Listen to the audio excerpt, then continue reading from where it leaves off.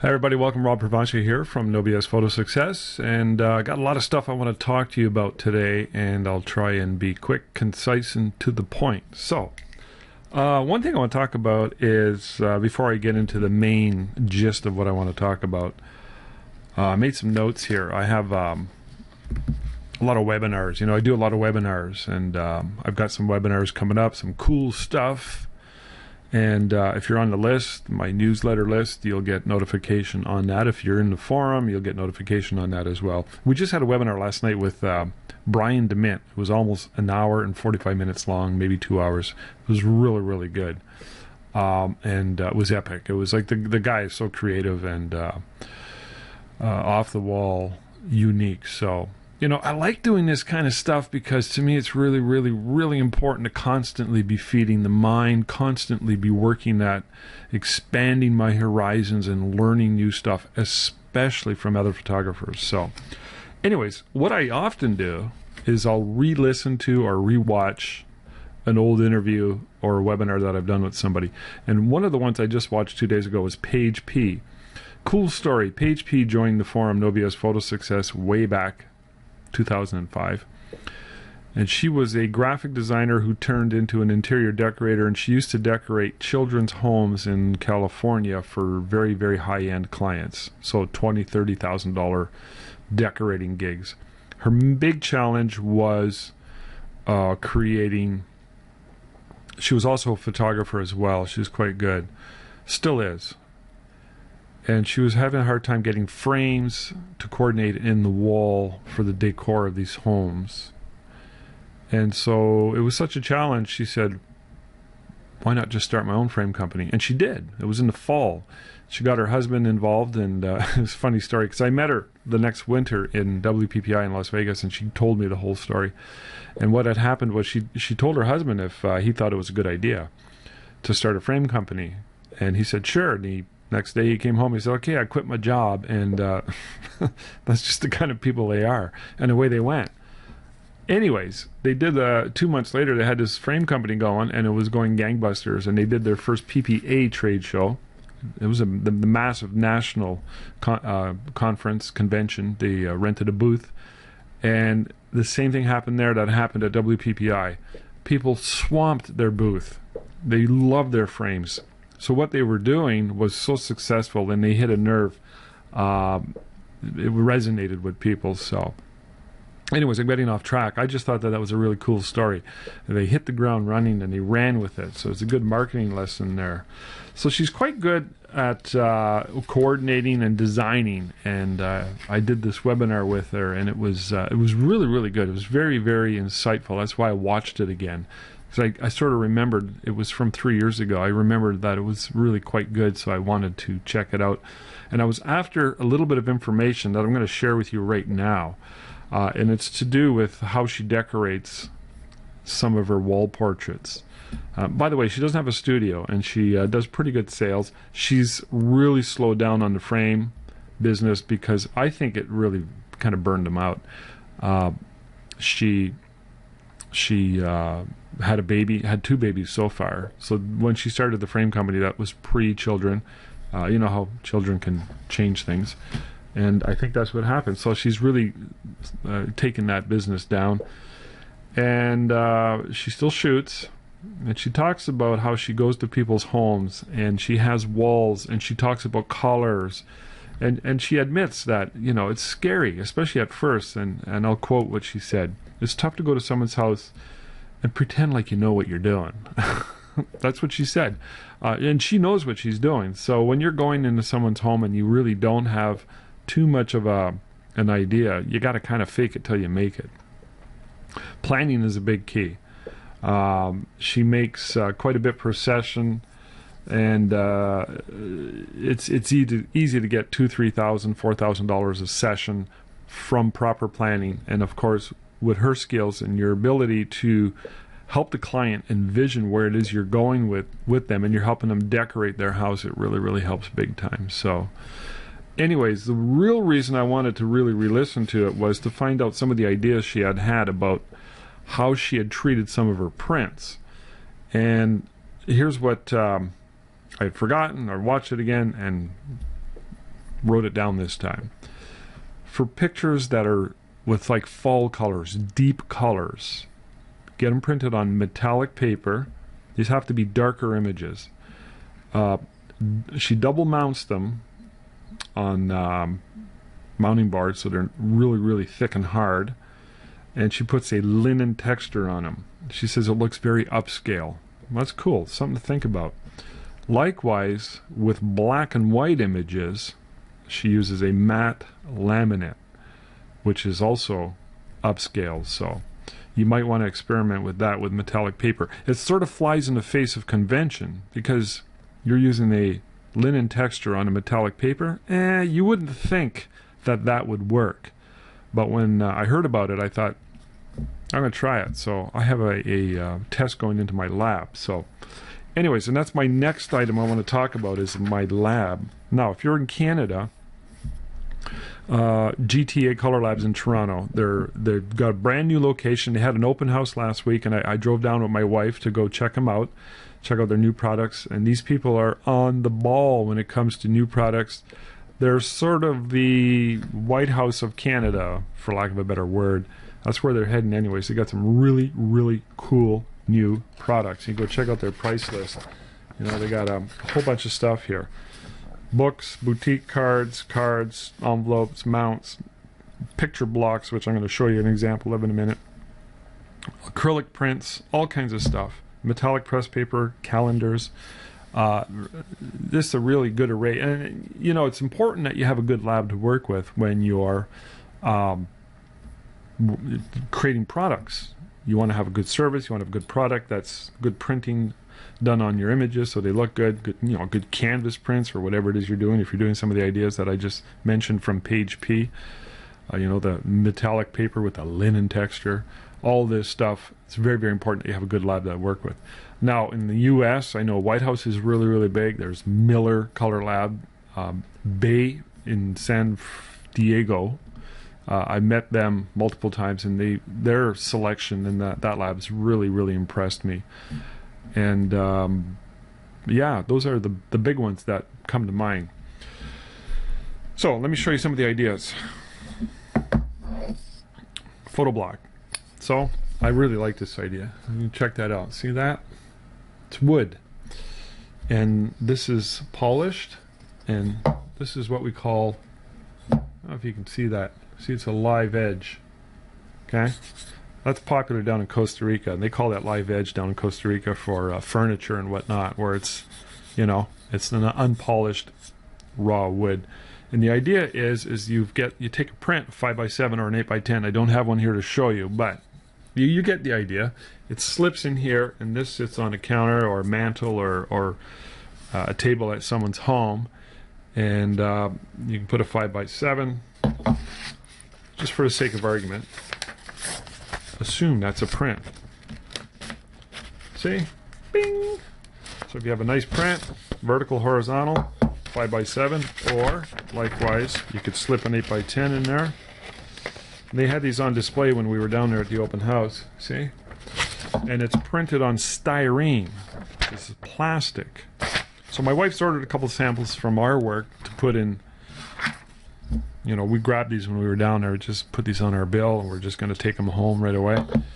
Save the shipping costs, not that it's going to be a lot, and we're going to have these samples. We think these ideas as smaller gift prints are really, really good to add to the mix of offerings for your portraiture. There's a bunch of other stuff too. You know, if you go to GTA and get their price list, you can see there's these boutique cards. Love these boutique cards. Now these would work really, really well as gift certificates. Business cards. Love this idea. Let's just talk about business cards for a minute. This was really cool. This sort of reminds me of the website called moo.com, where they'll take a series of images and they'll mix them up. So if you order 250 cards, they'll be distributed evenly, 50 cards per image. Well, that's what they're doing. And check it out. See that? So you get 5 images on one side, and on the other side they're all the same, which would be your studio and maybe a generic image or a composite of images. whatever. So, and they have various options here. They have silk, linen, watercolor, pearl, and pressed metallic. Pressed metallic being the more expensive, but it's not that much more. I'm going to order 250 of these for my studio. And what's cool about it, I love this idea. You notice you get 5 different options, so you can have 5 different looks. I'll have one for babies, one for fairies, one for families, one for weddings, and one for something else, maybe executive portraits or commercial. So depending who I'm talking to in my city, if I talk to somebody who's interested in family portrait, I can whip out the family portrait version of my card and give it to them. So since we're talking about business cards, before I get back to this, and I got some other stuff I want to talk about too, but let me get to that in a minute. Let me just show you what else I've got made here. These are from 5000cards.com. This is the metal paper, good prices. And I made these up years ago, and I still have a box of them. And you can see there's all these different options here. I made these because I travel quite a bit, so these are like my travel cards. I do use them locally as well. But it's got my Costa Rica website on there, the studio website, NoBS, and Profitable Studio, which doesn't work anymore. I forward that to wizardoflight.com, but it doesn't matter. It's on there. So I mentioned moo.com. Last year I ordered a pack of cards from Moo, and they had an offer from the Gaping Void guy. This guy's cool. Gaping Void. He does these doodles, and he's turned it into a business. Check it out. I just love this guy. His stuff is so good. If you go to Gaping Void, I think it's gapingvoid.net or .com or something, go find him. His name is You'll find him. He's getting quite popular. He's got a book or a post, an ebook. It's free on creativity. The best book I have ever read on creativity. Worth checking out. So make a note, check that out. So his name is, the website's Gaping Void.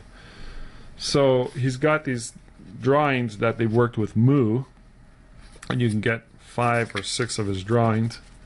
See, I'm just trying to get the light on there. See all these different doodles, and they're all funky cool. So what I hand you, these are for traveling as well and for local, and I hand them out to people all the time, and they think it's so cool. They stand out and they look at that, and they see this drawing, and there's usually like a little statement like this one here says, have you hugged your client lately?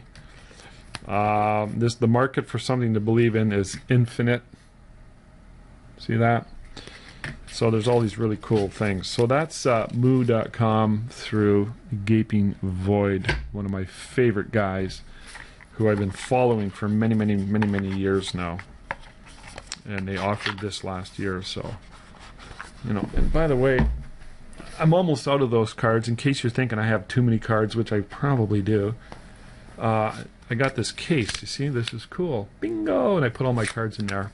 But I'm constantly handing out cards locally, and I'm constantly handing out cards when I travel. Now, I don't push cards into people's faces. I love meeting people, and we'll just be chatting. And as soon as somebody says or shows any interest in connecting with me via the studio, I'll hand them a card. So, and if you're out there networking, it's important that you have a card. So I'm trying to make my cards stand out and be purposeful as well. So, but that's where my next batch is coming from, the Color Lab. So they got these cool envelopes. Check it out. We use envelopes in our studio. All our clients get these nice fancy envelopes when their prints get picked up. These high gloss mounts, this doesn't do it justice, but they've got this high gloss mount. It's unbelievable the way they shine. I don't know, they told me how many layers of gloss they put on it. It's something like 4 or 5 layers, and they're quite shiny, quite nice, very spectacular. So, and then you got these, that's the board I was just talking about. Okay, bingo. Novel idea. I don't know if a lot of labs are doing that. These guys are doing it. I love it. Check it out. They do banners, good prices. And they got these mini books. Mini books are very popular. This is cool. Acrylic prints. Check it out. See that? It's an acrylic print. You do that with a nice high gloss laminate. It looks like metal. It's not, but it floats away from the wall. They have other booklets as well. These are cool. These are really cool. You can make your price list out of these booklets, right? I love that. And as you buy more, you get one for $17, 50 for $3.50 each. So you can see if you get 50, if you buy in bulk, the price drops quite a bit. And yeah, nice. You want to make an impression on your clients. Now this is cool. Check this out.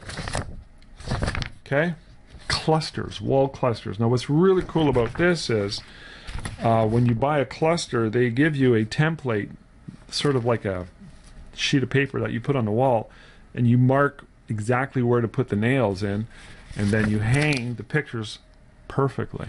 Like, I could not do this on my own. I could not figure out how to hang a cluster like that. So I thought that was really cool. It really answers that and solved that problem. This is smart on their part. And again, I don't know if a lot of labs are doing that. These guys are doing it. GTA Color Labs, really cool. And then there's metallic paper. Okay, metallic paper, mentioned that earlier. All right, final thing, I love this idea. This is a wall calendar. It's $18 for a wall calendar. It's 12, it's 12 different prints, one per month. It might be more than 12. It might be 13 because I think there's a front cover. And they're loose, and they have a board similar to this, but it's cut wider so it fits the entire calendar. You got to pay a little more for this. I forget what it costs, but that doesn't matter. Here's my point.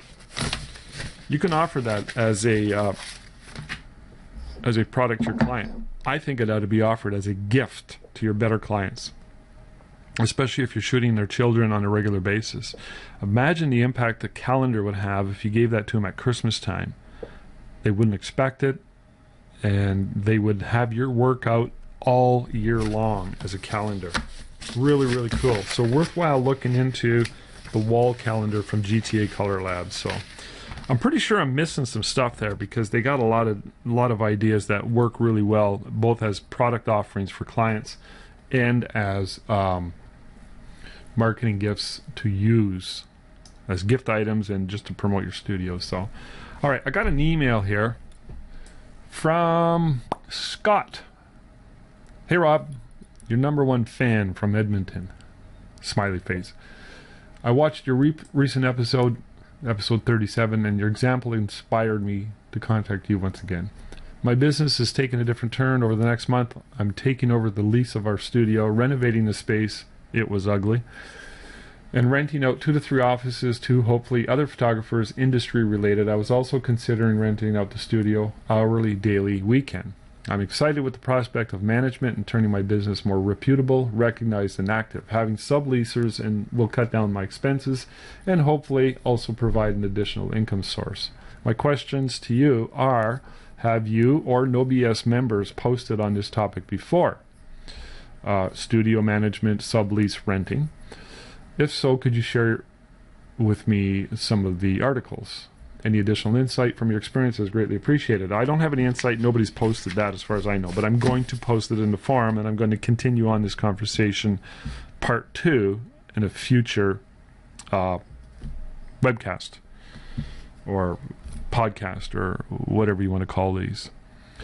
I have a special guest on an upcoming webcast, so I don't know if I'll get to it right away, but maybe in 2 weeks. But I'm going to post it in the forum and see what kind of response I get. Meantime, my thoughts on it are this.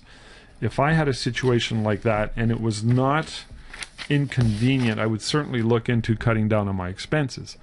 But what I would, as a caveat, want to warn you is do not get distracted it's smart to cut down on expenses. It's smart to be frugal. I'm all for that. Throwing money at something is often a mistake that amateur business people make, and photographers are not immune to that, where they just keep throwing money at it until the money's gone, thinking that they're in business. You want to really, really keep your focus on marketing your studio, networking your studio, using publicity and networking and all the marketing strategies. You want to really focus your attention on those items I say that because I'm fearful that the focus will be just on money saving only, which again is not a bad thing. So if it were me, and given that was the situation, I would probably try to sublet it to related businesses versus studios. I'm not 100% convinced that renting out your studio is a smart idea. I'm not 100% against it, but I'm not sure that it is something that you can do successfully. If I were in my community and my studio became available, or if I got tempted to rent it out, I don't know. I just don't think I'd do it. I just don't think I would do it. I would want to keep my studio name clean, and I want to have my reputation unmuddied. And the reason I think that's important is because if I were renting my studio to other photographers, and another photographer came in and say they're doing a family shoot or whatever, everybody in that family would go, "Oh, well, that's the Rob photographer guy, Westmount Photography." They would automatically make that association. And if they did something wrong, if they did something screwy, I might be guilty by association. So what you want to do for your studio is get it so busy that you don't have, it's just not a concern. It's all for you, right? Don't look at running it as a co-op situation as your main income source. Really spend your time and money and effort in running your studio for you, so that you're using the studio with maximum effect. Hopefully you're doing portraiture, maybe weddings, families, babies, children. I'm a big believer in having a lot of offerings, a lot of clubs and memberships, and I got a webinar coming up on that soon, on creating clubs like Baby's First Year, the Creative Kids Club, the Toddler Panel, the Sibling Panel, the Creative Kids Club, I already mentioned that one, a 5-year family, all kinds of different offerings. You know, there's Fairy Day. Alicia Birch from Australia, who I just got off the phone with because we're doing some coaching together for the Wizard of Light. I'm really excited about that. Actually, she's my special guest coming up next week. We're going to have a joint podcast videotaped. Amazing technology. You got to love it. She does these Santa Claus pictures. And she was just telling me she can do 60 to 65, and she's already got 83 booked. It's one of her most successful ventures. Now, she also does a lot of babies and families, and she also does Fairy Day, which she's sort of modeled off my Fairy Day, and very, very successful. And she's got a lot to say on that. We'll talk about that later. But my point is that, you know, don't come to me and say, "Wah, it's not busy. I got to go rent it out to somebody else." It puts you in a weak position. Yes, you can. You're in Edmonton, for crying out loud. That's a big city. There's lots of people there. Don't talk to me about competition. Build your photography business. There's a lot of pie for everybody. If you have other offices, again, I would personally look at renting them out to a graphic designer, maybe a makeup artist, somebody who is loosely or tightly related to the photographic industry. Again, graphic designers. There's a lot of places that have, I forget what they're called, co-op, shared co-op, co-share offices, where they rent out offices on a monthly basis. So it's very much a big trend. And if you looked at the whole industry, there might be other people who are not affiliated to photography who you could potentially rent them out to. It's up to you. I think that would work. But as far as renting it out to other photographers, I would be a little leery. All right, but other people might have more to say on that in the forum, and I'll let you know about that later. I'll talk a little bit about my new camera. I got a new toy. All right, now this is a point and shoot. All right, Randy Sarton from Knoxville, who's a good friend of mine, sports photographer, big player in NoBS Photo Success, posted a blog. I'm going to post that blog in this. You'll see the links down below. Go check it out. From another photographer who bought one of these, and they called it the Voodoo camera because it does everything. It's amazing. It's got a 2.8. It's a fixed lens. The lens does not come off. It shoots consistently at 2.8, and it goes from 24 which is a 35 mil equivalent. So it's a crop sensor. It's a 1-inch sensor. That's the only downfall. It's a 1-inch sensor to 200. So it's got a 24 to 200, and it stays at 2.8 throughout the entire range, which I think is cool. Now there's a Carl Zeiss lens, as you can see. Tack sharp. It does amazing video. And what else about it? Oh yeah, you could flash sync like a 3,000th of a second outdoors. I find that absolutely amazing. So, because it's mirrorless, and somehow it works. There's a lot of cool things about it. Anyways, if you read the post down below from this other photographer whose name escapes me, he talks about it. And I bought it not as my main camera. I bought this as to shoot candids with, and I actually used it on Saturday for my wedding, and I shot a ton of candids with it, and it did and does a really good job. So if you're interested in something like that, it's a good camera. So it's called the Sony RX10. Absolutely amazing. And seems to me I'm missing more about it, but I can't remember. Totally impressed with it. I'm going to use it for travel. I'm going to use it for all kinds of fun stuff. I'm going to use it for shooting videos as well. I tried a quick video test. It does an amazing job. Now, I've been thinking about going mirrorless. A couple of years ago, I got an email from Will Crockett who asked me when I was going to go mirrorless, and I was like, I don't know. I don't get it. Why would I want to shoot mirrorless? Now, the bulk of my work is families and portraiture, you know, weddings.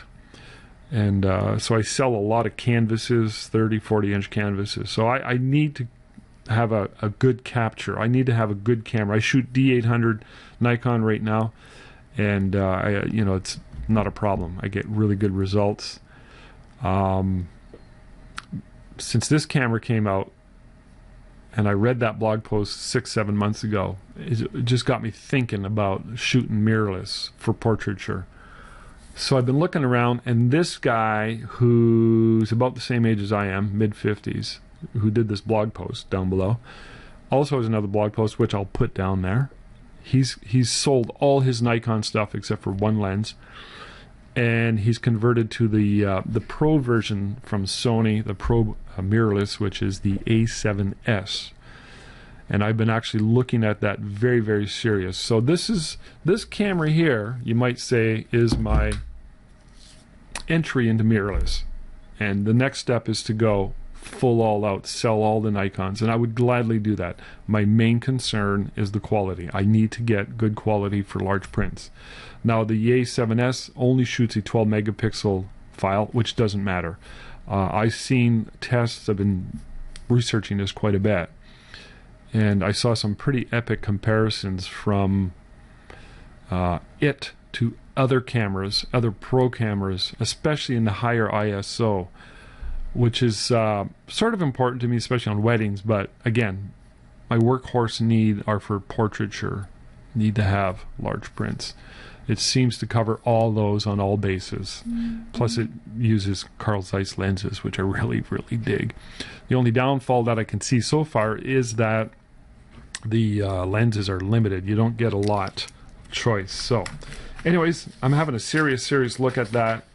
Probably going to make that switch sometime in the near future.